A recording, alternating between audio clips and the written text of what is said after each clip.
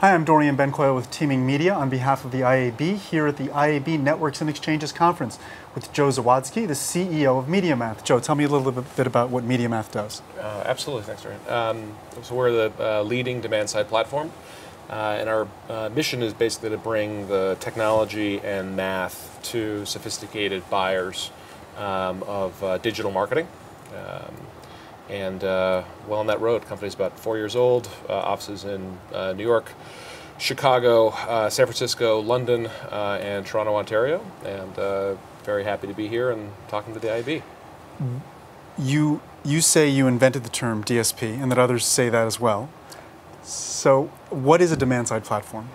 Yeah, so about 4 years ago, we saw a real revolution happening in and around the supply side and the technologies that were available in the marketplace in the form of certainly exchanges, SSPs, or supply-side platforms. We saw a lot of data exchanges emerge. We saw more sophisticated technologies around site optimization and site analytics.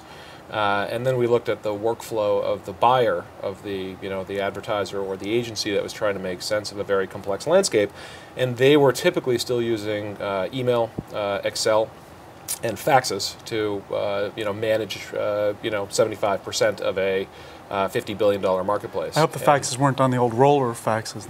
Yeah, I've often made the joke that the largest DSP historically has been the Canon fax, and obviously that doesn't provide the necessary sophistication in terms of sort of analytics and optimization that you need in this sort of the new world. So we saw a big gap there in terms of how do you sit in front of that and how do you provide the front end and the UI that connects all of the underpinnings required to do marketing very well.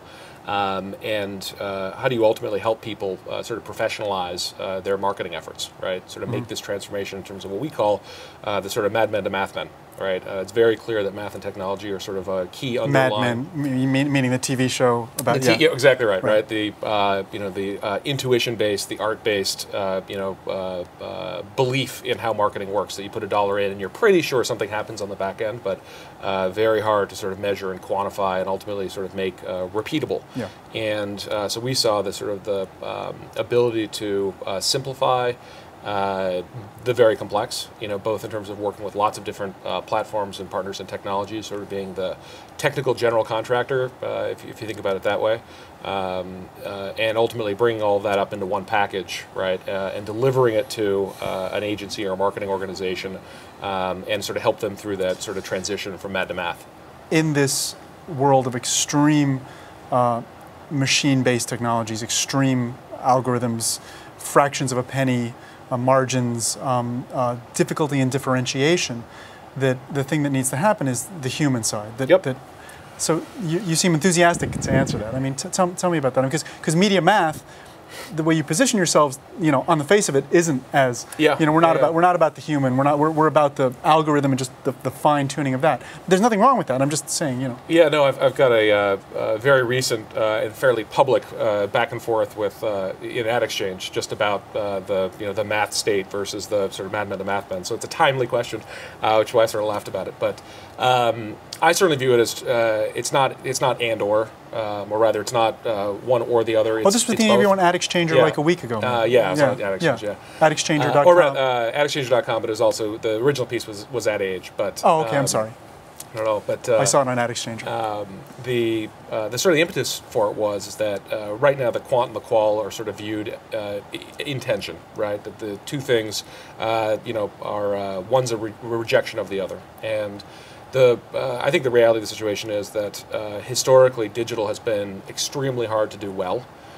So what it's led to, it's typically smaller budgets, much more complicated infrastructure or landscape in which to do it effectively, and people have been using again emails, faxes, and Excel pivot tables to manage this this channel, and that's not a recipe for success, right? And what you're seeing in marketing, like you've seen in product development, like you've seen in financial services, like you've seen in basic science and technology, is this transformation that machines and math revolutionize any discipline in which they take hold. And we're seeing that right now, where what we're really finding is that of course it's going to happen, right? Technology and math will become part of the underpinning of marketing, and there's no going back, right? There's no unringing a bell. And so our job ultimately is to package that and provide sort of the best-in-class tools and technologies, but then to simplify it and to give it to people to sit above the execution, right? To sit above the, sending emails, sending faxes, sort of negotiating RFPs, hoping that it works, right? Turning off sites, one day, turning them back on again a month later, into, something that actually makes sense in a market where you're, independently bidding on 15 billion impressions a day across multiple media types. You're layering 80,000 sources of data, right? You can't do that by hand. So if you take that as given, take that as stipulated, right, that if you do this stuff well, you get 10x better performance, then you know it's going to happen. So is your background in statistics or it's statistical analysis? Okay, so I'm going to throw something that's going to sound like a curveball, but boy. it's actually... Here we go. I'm going to ask you to play future gazer. Are we going to get to a point where people are going to be creating futures options, derivatives, the equivalent of whatever a credit default swap will be, and we're going to see this kind of unbelievable, fourth level derivative, quadrant exchange? Yes, you will. I think you'll see it first in, marketers doing things like offsetting marketing risk. Having partners basically going in and saying, look, you've signed up for 80,000 orders through a digital channel between this year and the end, or the beginning of the year and the end. We'll assume that risk for you and basically hedge that on your behalf.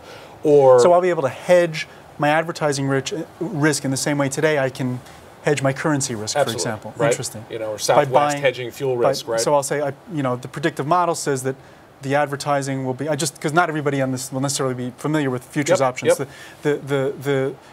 I predict that the advertising in this sphere will be worth this much 3 months from now, therefore I'm going to pay this fraction to protect that price. And if it goes up or down, I either win or lose, but I've hedged my bet now for a fraction of what I'm actually bidding. And you'll see a more dynamic interplay between spot and futures, right, where you may think you're going to get a spot market that is, attractive and favorable in terms of media prices.